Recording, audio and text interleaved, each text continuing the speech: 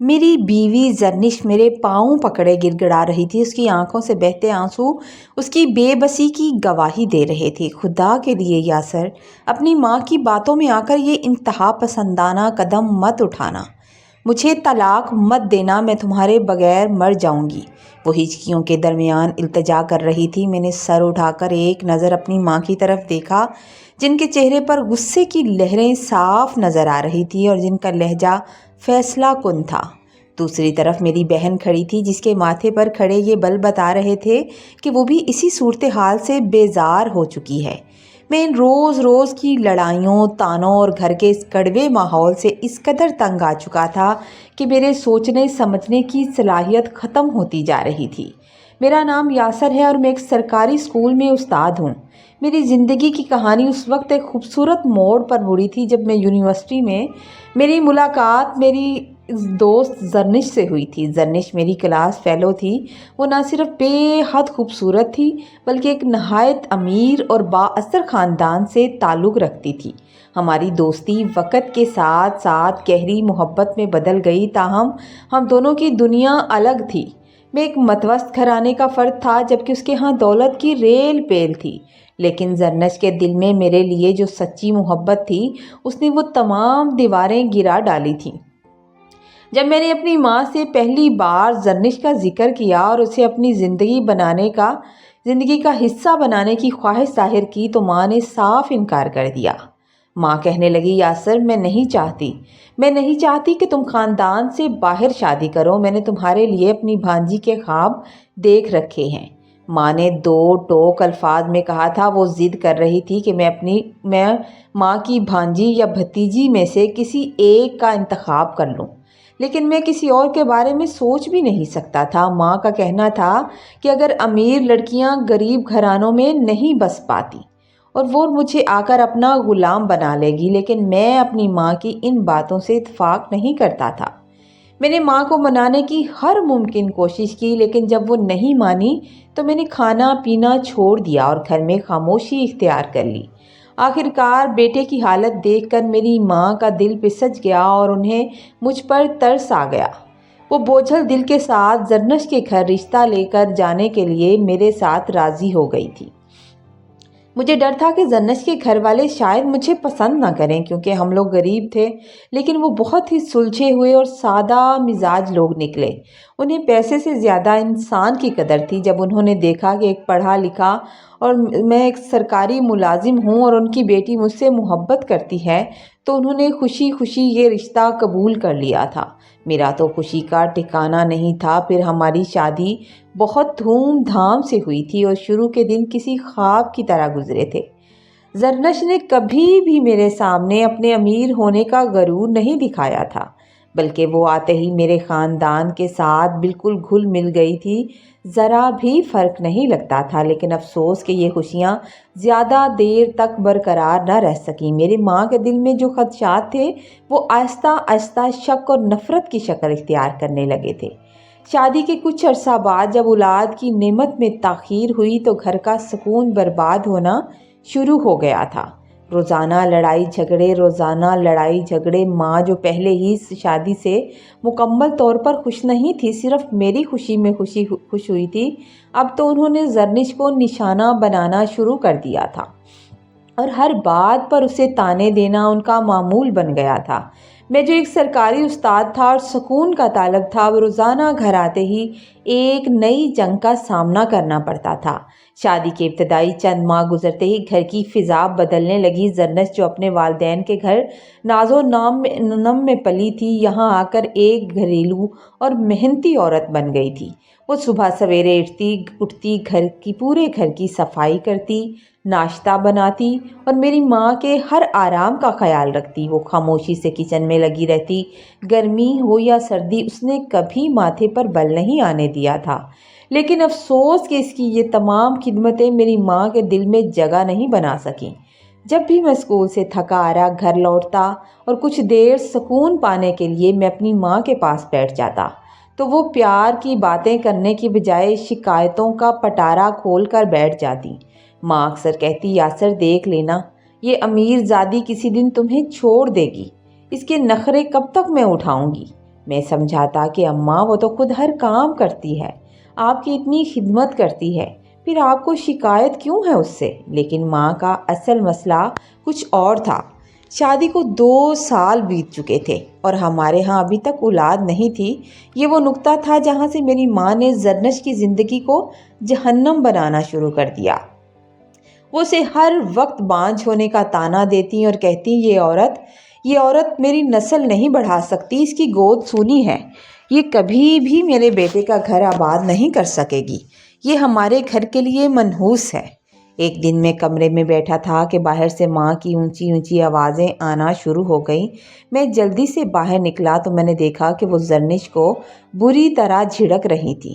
اگر تیرے اندر کوئی عیب نہیں ہے تو اب تک کوئی خوشخبری کیوں نہیں آئی؟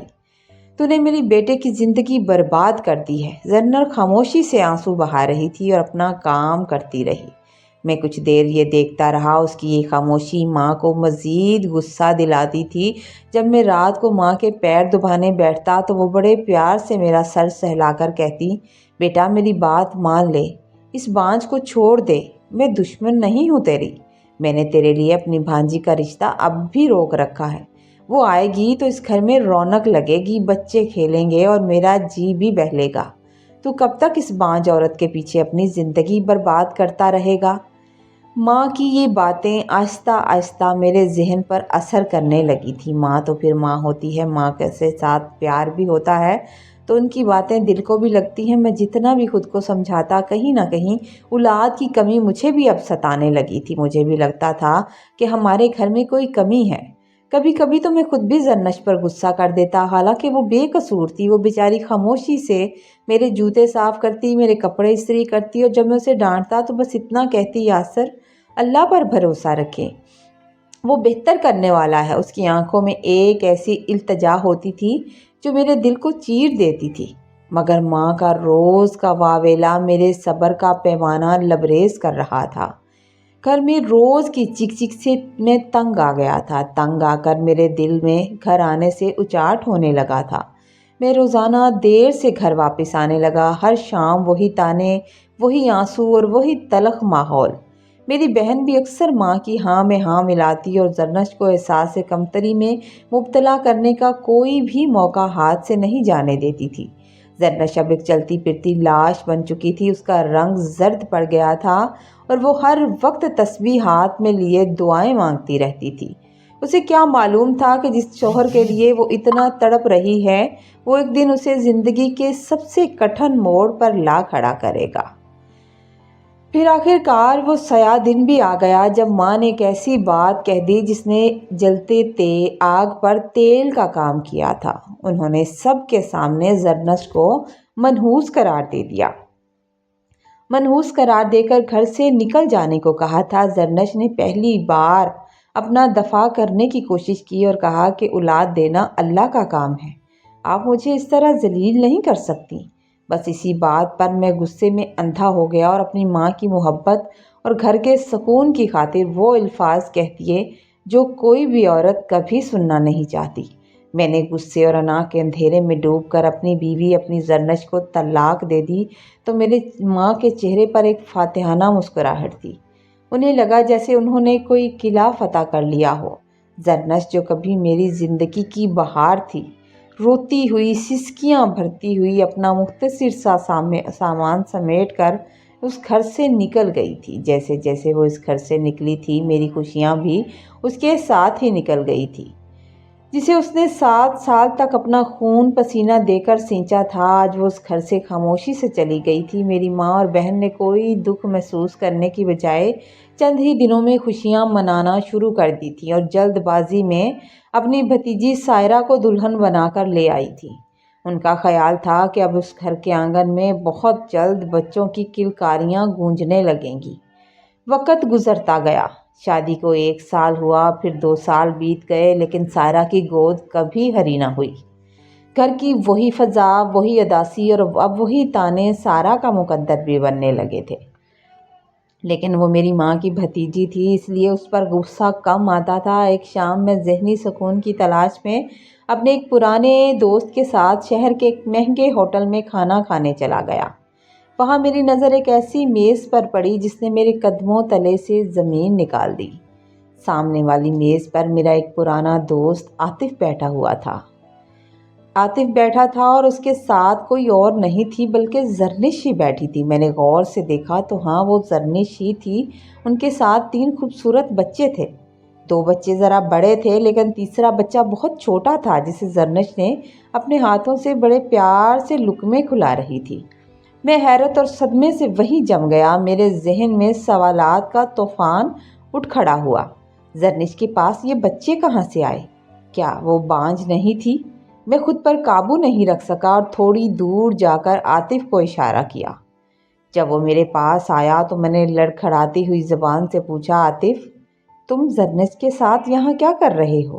اور زرنش، یہ تمہاری کیا لگتی ہے؟ عاطف نے سنجیدگی سے میری طرف دیکھا اور کہنے لگا، یاسر، یہ میری بیوی ہے اور ان بچوں کی ماں ہے۔ میرا سر چکرانے لگا۔ میں نے جلدی سے پوچھا، یہ کیسے ممکن ہے؟ تو اس نے ایک ٹھنڈی آہ بھری تھی اور کہنے لگا، یاسر، تم نے زرنش کو چھوڑ کر اپنی زندگی کی سب سے بڑی غلطی کی ہے۔ وہ خسارہ تمہاری زندگی کا کبھی پورا نہیں ہو سکے گا۔ میری پہلی بیوی کے انتقال کے بعد مجھے اپنے بچوں کے لیے ایک ماں کی ضرورت تھی۔ میں یونیورسٹی کے زمانے سے جانتا تھا کہ زرنش کتنی نیک سیرت لڑکی ہے۔ جب مجھے پتا چلا کہ تم نے یہ غلطی کر دی ہے کہ تم نے اسے طلاق دے دی ہے تو میں نے رشتہ بھیجا تھا۔ وہ نہ صرف میرے بڑے بچوں کو اپنی سگی ماں کی طرح خیال رکھتی ہے بلکہ اللہ نے اسے اب اپنا بیٹا بھی عطا کر دیا ہے۔ عاطف تھوڑی دیر خاموش رہا اور پھر اس نے ایک ایسا سچ بولا جس نے میری روح فنا کر دی۔ یاسر، زرنش نے مجھے سب بتا دیا ہے۔ کمی اس میں نہیں تھی، کمی تم میں تھی۔ جب تم دونوں نے ٹیسٹ کروائے تھے تو ڈاکٹر نے واضح زرنش سے کہہ دیا تھا کہ تم بالکل ٹھیک ہو مگر تمہارا شوہر کبھی باپ نہیں بن سکتا۔ لیکن زرنش تم سے اتنی محبت کرتی تھی کہ اس نے یہ رپورٹ تم سے چھپا لی تاکہ تمہاری مردانگی کو ٹھیس نہ پہنچے اور تمہارا دل نہ ٹوٹے۔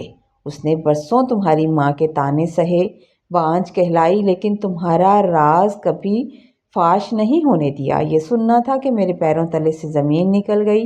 میں ایک زندہ لاش کی طرح وہاں سے اٹھا تھا اور تھکے ہارے قدموں کے ساتھ اپنے گھر بمشکل پہنچا تھا۔ گھر آتے ہی میں اپنی ماں کے قدموں میں گر گیا اور دھاڑے مار مار کر رونے لگا۔ میری ماں مجھے دیکھ کر ہکا بکا رہ گئی، کہنے لگی، کیا ہوا میرے بیٹے؟ تو میں نے روتے ہوئے کہا، ماں، آپ نے اور میں نے مل کر ایک فرشتہ صفت عورت پر ظلم کیا ہے۔ وہ بانجھ نہیں تھی، میں ہی وہ شخص تھا جو کبھی باپ نہیں بن سکتا تھا۔ اس نے میری عزت بچانے کے لیے خود کو ذلیل کروا لیا اور ہم نے اسے گھر سے نکال دیا۔ اماں، آپ نے میرے ساتھ اور اس بے گناہ کے ساتھ بڑی زیادتی کر دی۔ میں رونے لگا اور میری ماں مجھے دیکھ کر رونے لگی۔ آج میرے پاس سب کچھ ہے، دوسری شادی بھی ہے، ماں کی پسند بھی ہے، لیکن وہ سکون، وہ محبت ہمیشہ کے لیے دفن ہو گئی جو زرنش کی صورت میں مجھے ملی تھی۔ سچ تو یہ ہے کہ مرد عورت کی اس گہرائی تک کبھی نہیں پہنچ سکتا جہاں وہ اپنے شوہر کی خاطر اپنی پوری زندگی بھی قربان کر دیتی ہے۔ سٹوری اگر آپ کو اچھی لگے تو لائک کیجئے گا، کامنٹ میں اپنی رائے کا اظہار کیجئے گا، چینل کو پلیز سبسکرائب کیجئے گا تاکہ ہماری ہر آنے والی سٹوری آپ تک پہنچے۔ پلیز چینل پر بنے رہیے، جاتے جاتے چینل کو سبسکرائب کر کے ضرور جائیے گا۔